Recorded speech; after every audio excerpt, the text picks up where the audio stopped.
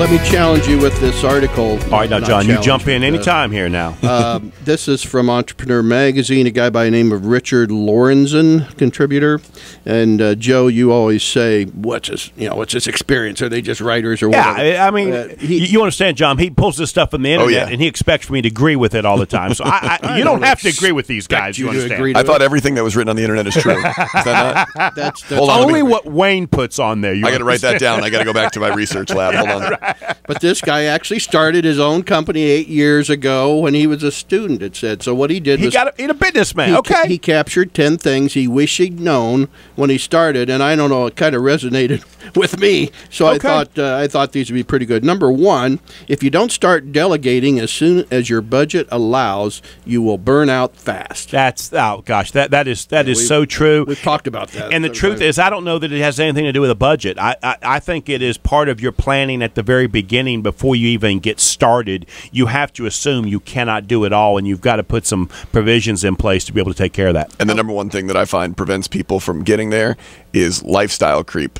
They start to make a little bit more money, and instead of allocating it to the next hire so that they can delegate something, they just absorb that into their lifestyle. Great point. And they don't do it, and so you got to do it from the front end. In general, they just don't hire soon enough, typically. So, how big were you when you started? How did you handle that? Yeah, we made that first move. We actually consciously made the decision to reinvest dollars when we were really small. When we were 2 people, we consciously made the decision to reinvest, to hire, to delegate, because I realized really quickly I was only good at a few things. My wife would say I'm probably not good at anything, but I think I'm good at a few things, and so that was really what I tried to focus on, was getting to just those few things. And that's not easy to do. That's easier said than done, to literally give that money to somebody else with the hopes that they're going to be able to help you bring it to another level. That's right. Did you have a partner when you started? My wife at the time, but way back, if you go back 12 years, it was my wife for 2 years before we took on other partners. Okay. Yeah, I'd forgotten that. So, well, number 2, what we're talking about, if I can find this again, 10 things I wish I'd known when I started. Okay, so far I'm liking this audit. So far it's easy. The guy's okay. I've got mixed emotions about the next one. Shoot for goals that are 10 times bigger and actually believe in them. I am all for that. I tell people, and I tell my family members, and I tell people that ask me about the successes that I've had, that the biggest mistake I've made is that my goals were too small. I can remember years ago, I had one goal. I saw myself with a Cadillac in the driveway and a house on the lake. That's what I saw. That was my personal goal. And unfortunately, when you get there at about 30, you look back and realize, what's next? And so you feel like, oh, I'm successful. Well, you got a long way to go after that.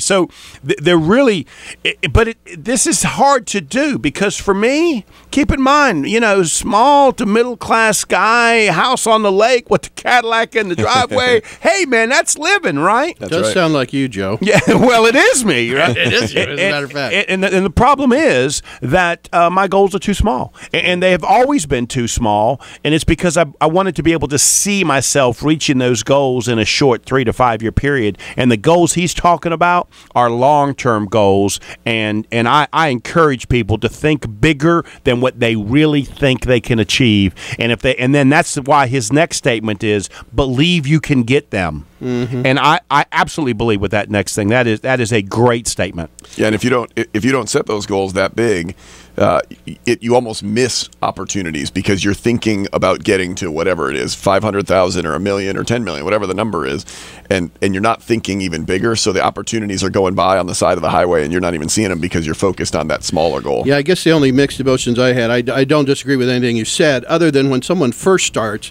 usually they've got stars in their eyes to begin with, and they think they can get somewhere quicker than they can. Yeah. I mean, we've talked. No, with clients, I hear where you're going. I mean, you and I have talked with, and I fully agree with you. I think they reach a certain point, and maybe it's just lifestyle creep. I don't know. They get too comfortable, and they ought to be thinking much bigger.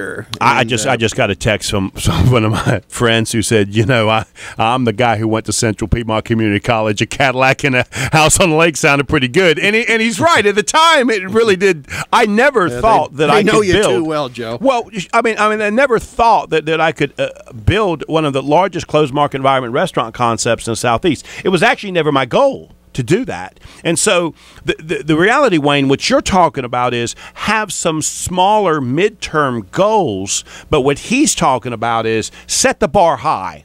Then go ahead and set a 12-month, 6-month, 24-month goal. And it is the biggest mistake that I've made. And, that's one of the things I tell people when I talk with them now. You're not thinking big enough.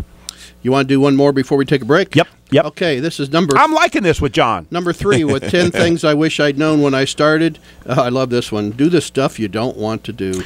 You and I both have such a big challenge with this. We have challenge talking to and advising small business people about this, and we have challenge in our own businesses. Wayne and I have been trying to, John, put together this marketing plan where we can make contact with every single accounting firm in the metro area, because we believe that's how a referral base should work, right? Yep. Well, we've had this plan to do this for over 2 years now and have never actually done it. And we just realized yesterday it's because you and I, Wayne, have to do so many things in place at the front end to be able to put that together on a consistent basis. Well, and that's really what this is talking about. You really have to put this at the forefront and come up with a plan of action. This goes back to delegating too. We need to find some people to help us do it. And I take it one step further. I think what happens is, particularly when you're a new business owner, you are so busy. You've got 150 million things to do. And human nature makes you gravitate to the things you're comfortable with and the things that you can do well. Just like you just said, you knew you had a couple things you did well. You were smart enough to know, let's spend some money and get somebody else to do them. But before you make that decision, human nature just has you doing the things you're more comfortable with, and you've got to force yourself to do the things you don't want to do if they're important. That's right. Would you agree with that? Absolutely, 100% agree. Well, and the truth is, Wayne, if you want to know the reality, you do have a boss, even when you're self-employed, and unfortunately that boss is the little noise in the back of your head saying, get that done, get that done, get that done. Number 4, there's some things you shouldn't do.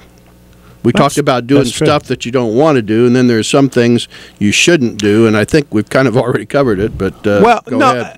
Honestly, on the opposite of the last question, and that is, you do find yourself focusing, spending a lot of time on something that you enjoy, and if you haven't delegated to begin with somebody else to do those other things, then you cannot focus all your time just on the things that you like doing. And I think that's what he's talking about. And from time to time, I think this also means you need to say no, which you and I have talked about that before. Sometimes the best answer in business is no thank you.